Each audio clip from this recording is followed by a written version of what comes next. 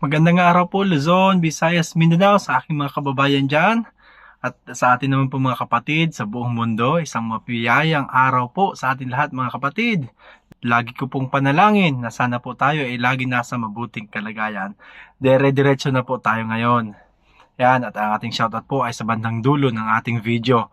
Andito po tayo uli ngayon. Kasama po natin si Tinig ng Karunungan na sa ngayon po ay may silver button na po siya ngayon.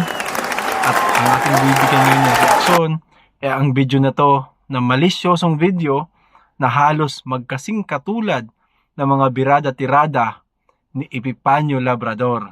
O, di ba? Kilala nyo na po ba siya? Si Aling Mari, na kung saan, kung kailan naman tumanda, saka naman nagpapasikat. O, ewan ko ba? Bakit may mga ganong tao? Kung kailan naman tumanda, saka naman tuloy nagpapasikat. Sa bagay, yung mga marites ngayon, hindi lang po kung saan-saan dyan sa kanto, nasa social media na.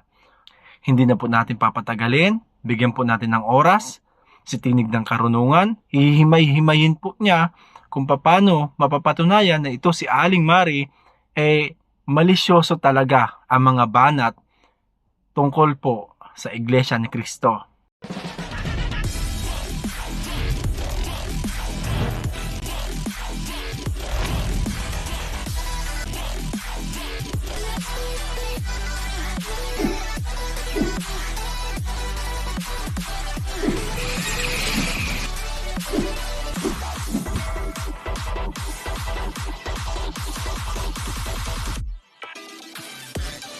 Magandang araw po mga kababayan at mga mahal na kapatid. Patuloy po kayong nakikinig sa Tinig ng Karunungan. Mga kababayan, sa pagkakataong ito ay meron tayong bibigyan ng atensyon. Etong taong ito ay matagal na rin gustong ipa-feature sa atin ng ating mga kapatid sa Iglesia ni Cristo. Sapagkat itong taong ito ay nakahahalin tulad kay Epipanyo Labrador.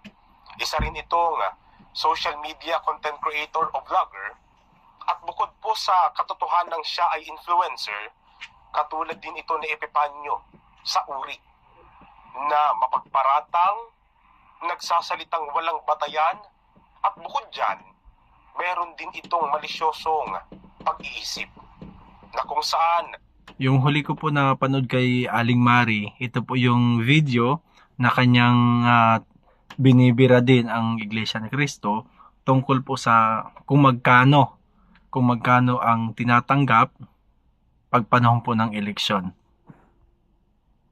Bunga ng kanyang political interest, dinamay din niya sa kanyang kalokohan ang Iglesia ni Cristo. Yun.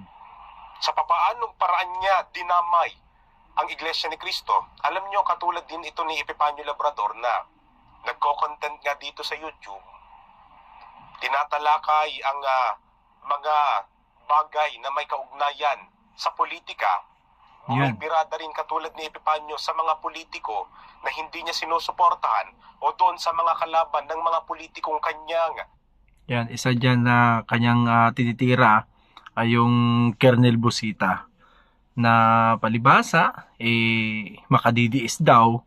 Kaya kung ano-ano ang mga pinagsasabi niya na laban dito kay Kung Busita, sinusuportahan.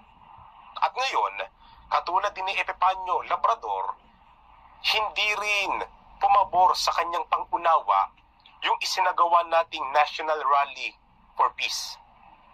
Kaya itong taong ito, noon pa, isang buwan nang nakakalipas, talagang nagsalita din ng malisyosong mga pahayag laban sa Iglesia ni Cristo, bunga ng tayo nga ay magsagawa ng National Rally for Peace. At hindi ko binigyan ng atensyon sapagkat mas malala naman talaga sa kanya si Epipanyo Labrador. Nga lang, sa recent upload po ng taong ito, tumirada talaga siya. Na makikita nyo sa screen ang kanyang YouTube channel, na ang kanyang pangalan sa kanyang channel ay Aling Mari. Aling Mari. Marahil ay kilala na po ng ilan sa inyo yung taong yan. Sa isa po sa mga recent uploads niya, tinawag niyang Judas Nako. Hindi lang si Camarcoleta, maging anya yung sekta na kinaaniban ni Camarcoleta, na yun nga ay ang Iglesia ni Cristo. At bakit niya kaya nasabi yun?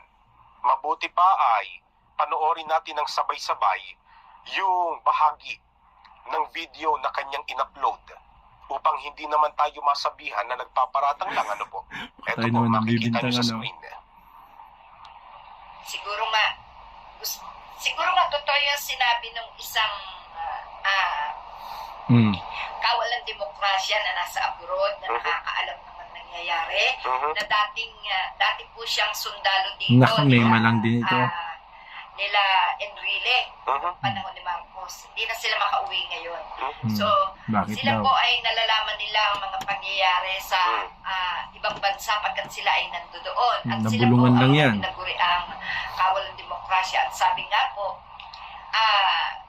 gusto yatang magtayo ng simbahan itong si Marcoleta doon sa China. Bakit wala pa bang kapila sa China? Yan po yung sinabi sa atin, ano?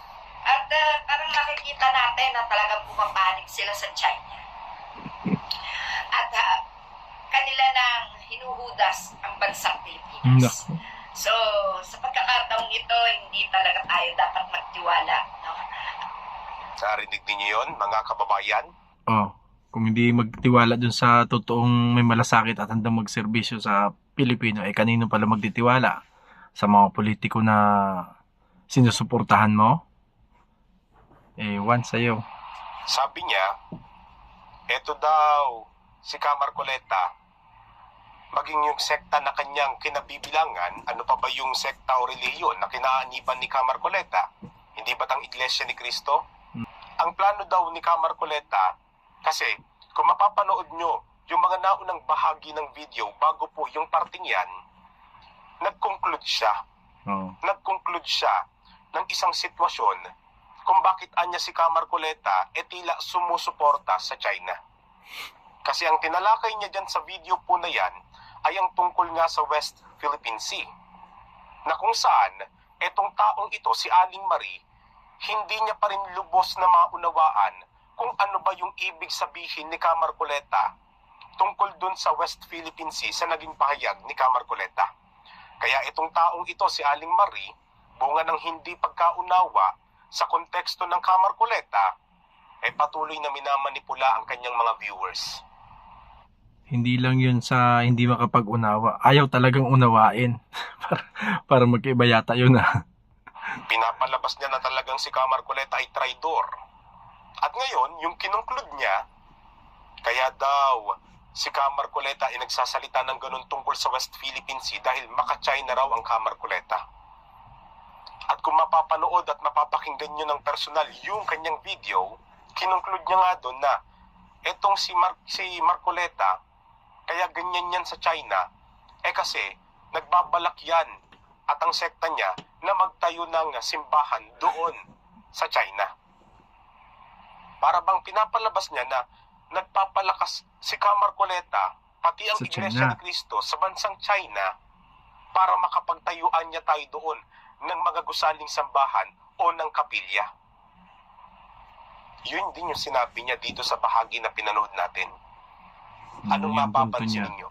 Di ba't katulad lang din ni Epifanio Labrador, May yung kanyang malang. naging pahayag, na kesyo narinig lang daw niya, Narinig lang. na kesyo binalita lang daw sa kanya.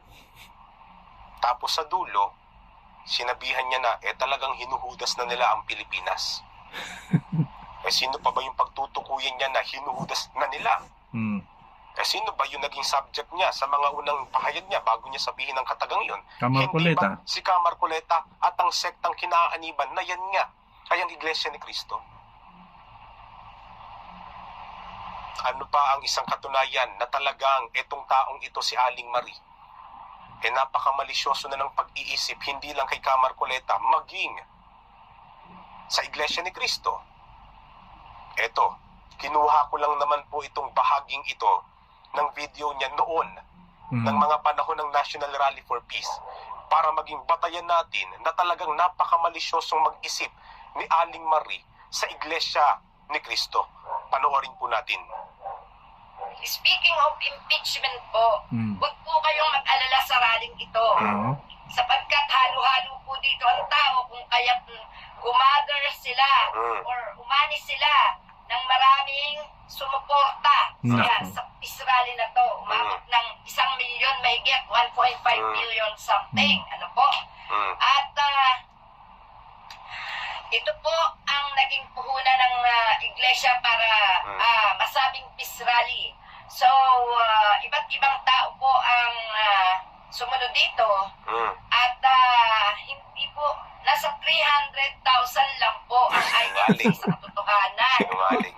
na nakita sa listahan. Subalit, Wala nang dumami po ito pinagtandaan sa si Aling Maria. pamamagitan din ng mga Mema lang, tinatawag nating mga negosyoso, tinatawag parang nating ikaw. mga binayaran, tinatawag natin ng mga Magkano kayong bayaran nun? DDS, na mga nagkalap dyan, ano? Hindi po maaaring mawala mga DDS. Magkano kayang nitanggap 300 lang daw yung mga lehitimong kapatid na pumunta doon. At karamihan nun ay bayad. Magkano kaya? Baka nakatanggap to si Aling Mari. Ayaw naman i-chismis kung magkano rin natanggap niya. Dyan, sapagkat inaangkin nila ang raling ito na ito Kita ay mo para na? sa mga Duterte. No? Subalit, napagmasdan po natin na hindi naman, bagkus ang pagkakamali lang po dito ng INC ay inalaw ang mga DDS na tatakbong senador para makapangampanya. Kaya po iba na Kampanyahan naman ang pala tumakbo sa nangyari. isip ng tao. No? Kaya po sinabi nga nila na hindi talaga maiiwasang hindi malaman kung sila ay maka-Duterte o makabayan.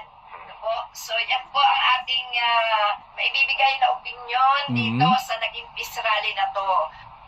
Nakita ninyo, pansinin pa ninyo ulit yang matapos ng mahaba-habang pahayag ni Aling Marie laban sa Iglesia ni Cristo na talagang napakamalisyoso, sasabihin niya sa dulo, Opinion lang daw. naman yan. Yan lang ang magiging opinion. Alam niyo bakit niya sinasabi yan? Kasi akala niya, pwede niyang maging defense mechanism yan kung sakaling siya ay hainan ng reklamo ng mga kapatid sa Iglesia ni Cristo. Halimbawa, may magreklamo sa kanya at magsampa ng reklamo tungkol sa cyber libel dahil moral nasa defamation malisyoso niya. niyang mga pahayag tungkol sa Iglesia ni Cristo. Ang idedepensa niya ngayon, sinabi ko naman po sa video na opinion ko lang yan. Pwede rin niyang Malayang sabihin na, pahayag, ganun. sinabi ko naman po sa video na ibinalita lang sa akin yan, na narinig ko lang yan. Aling Marie, kung mapapanood mo man ito Sana makaabot niya kahit sa na kanya. sabihin mo yung mga katagang opinion ko lang yan, o kahit pa sabihin mo sa mga pahayag mo na narinig mo lang yon o ibinalita lang sa'yo yon, pwede ka pa rin maging libelous doon. Kung yung mga pahayag mo, meron pa rin layunin ng pagiging malisyoso o ng malisyosong hangarin o malicious content o malicious intent Yun in na mismo English. ginawa niya. Kahit pa sabihin mong saloobin mo yan, anong katunayan? Bakit ko nasasabi na pwede niyang gamitin ang ganyang pangangatwiran sa batas sakaling siya ay hainan ng reklamo? Di dun din sa comment section, So, ano sabi? dun kasi sa video na pinagkuhanan natin, nung kakapanood lang natin, may nag-comment dun. Ang username ng nag-comment dun ay si @KarenD. So, if ever po naburahin na yan o JF4KS. tanggalin, Na ang sabi niya, So, may dapat katibayan isama na. to sa kasuhan, katulad ni Epipanyo. Yun. Kasi naninira ito sa INC. Hindi ko po alam kung yan ba ay kapatid o hindi. Pero makikita nyo na 4 weeks ago na yung 4 comment. weeks ago. Ngayon, nag-reply itong si Aling So, Marie. ibig Ang sabihin sabi naman niya, siya. bukas Isang mag-vlog buwan na. ako at si Manalo mismo Nako. ang kakausapin ko. Pati ang tagapamahalang pangkalahatan, dinamay din. Kakausapin niya raw ang sir. Parang parang tambay lang sa kantong kakausapin, Aling Marie, tagapamahalang pangkalahatan po ng iglesia yan. Kala mo, kainuman lang niya o kamarites lang niya sa kanto, Ano raw sasabihin niya? Ipapaalam ko sa kanya ang gawain nyo sa social media ng mga pambubuli at pananakot. Siya na Akala pala ko ba ngayon. mga banal kayo? Sa sambahan lang ba kayo banal? Oh. Pagdating sa SOCMED, Siya sa ng labas biktima, mga balahura kayo. mga bully kayo at mapagbanta, Hmm. kayo din pala ang sumisira ng reputasyon nyo. Kuha mo. Hmm. Tapos nag-reply uli siya. Hmm. Baka nakakalimutan nyo ang karapatang pantao. Mhm. Aling Marie, katulad ka talaga ni Epifanio Labrador, Hmm. napabiktim na sa dulo. Siya nanguna, tapos siya na naging Napaawa biktima. na sa dulo. Tanong ko sa'yo, yun bang pagiging malisyoso mo, hindi ba pagiging balahura yun? Hindi ba yun sumisira ng reputasyon mo bilang individual? Hmm. Yung sinabi nung nag-comment sa'yo na dapat isama ka sa kasuhan katulad ni Epifanio, yun ba ay may batayan? Meron. Bakit? Talagang malisyoso yung mga naging pahayag mo eh. Kung may alam talaga sa batas yan nag-comment dyan, Oh. mali pa rin ba siya? Kung nasa proseso naman ng batas yun, tapos ngayon, ikaw na yung magiging pa-victim, Siya na naging biktima. sabihan mo ba naman ng hindi natin alam kung ang Iglesia ni Cristo ay maka-Duterte o makabayad? Tapos sasabihin mo pa, yung mga dumalo sa National Rally for Peace, na kesyo 1.5 something kamo, Tapos, 300,000 lang kamo doon ang mga Iglesia ni Cristo. sinungaling ano. Tapos yung iba doon, DDS at mga bayad pa. Nakakalimutan mo ba yung rally mo noong January 31? Nabalita sa TV. Na kayo mismo ang nadokumento at nabalita na talagang nang bayad? Hmm. O baka sabihin Pahiya mo, siya ngayon. nagbibintang ako. O panoorin mo ulit yung balita Sige. na talagang nung rally nyo nung January 31 ang nagbabayad at hindi ang Iglesia ni Cristo nung National Rally for Peace. Panoorin mo ito. Pero ang mga senior citizen na ito, umuwing Hmm. nagre-reklamo. Hmm. Pinangakuan daw sila Nasa ng kanilang minister community niyan. leader na mabibigyan ka pagkumatan sa rally. Magkano ba pangako? 1,000 po bawat isa. Kasad, Ah. pagkain mo na. Nagkasingila na. Lahat mo kain. Oo. Hmm. Ngayon, wala pa po. Hindi namin alam Nako. kung paano. Yan ang may ebidensya. Yan ang may batayan. Kahit nasabihin ko na yung mga sumama sa rally ninyo, bayad, hindi ako makakasuhan. Bakit? Meron akong inilabas na ebidensya. Hindi yung pagpaparatang o pangbibintang sapagkat meron akong batayan. Tama. Ikaw ba may batayan ka? Sasabihin mo pa na yung nasa listahan, 300,000 lang doon ang mga kaanib sa Iglesia ni Cristo. Bakit? Meron ka bang listahan? Para may hawak siya, no? Alam mo ba kung papaano kami gumalaw nung National Rally for Peace para matiyak ang bilang ng mga dumalong kaanib sa Talagang Iglesia ni Cristo doon? 300,000 lang eh. Hindi mo nga ata alam na meron kaming pagkakakilanlan doon. Hmm. Na sa pamamagitan ng pagkakakilanlan na yon, natiyak namin na talagang ang mayoridad ng dumalo doon, ng milyon-milyong dumalo doon, mga kaanib sa Iglesia. Yung tinutukoy po ni Tinig ng karunungan ng pagkakilanlan, yun po yung tawag dito, yung nakatali dito. Ano? Yun po yun. May bilang po talaga yun. Kaya yun po ang tinutukoy niya ng pagkakilanlan. So, pag meron kang ganon, ibig sabihin, talagang galing yun ng lokal, galing ng kapilya yun. Hindi yung napunta ka lang doon, napadaan ka lang. Ano, yun po ang tinutukoy niya. Ni Cristo, hindi mo naman alam yun eh. Sasabihin mo pa na hinayaan, inalaw ng Iglesia ni Cristo ang mga kandidato o ang mga politiko na mula mismo sa DDS na mangampanya doon. Meron ka bang mailalabas na ebidensya na may nangampanya doon na mula sa DDS? Kahit na video ni Camarcoleta Hmm. na nangampanya, meron ba? Baka yung panalangin ng Talagang ministro. katulad ka na Epifanio Labrador, Aling May Marie. malang. Napakamalisyoso yung mag-isip at magpahayag. At kapag kayo na ang papatulan sa pamamagitan ng proseso ng batas, kayo na mismo ang victim, kayo Kaawa na ipik bigla naman. ang paawa, kayo na bigla ang binubuli.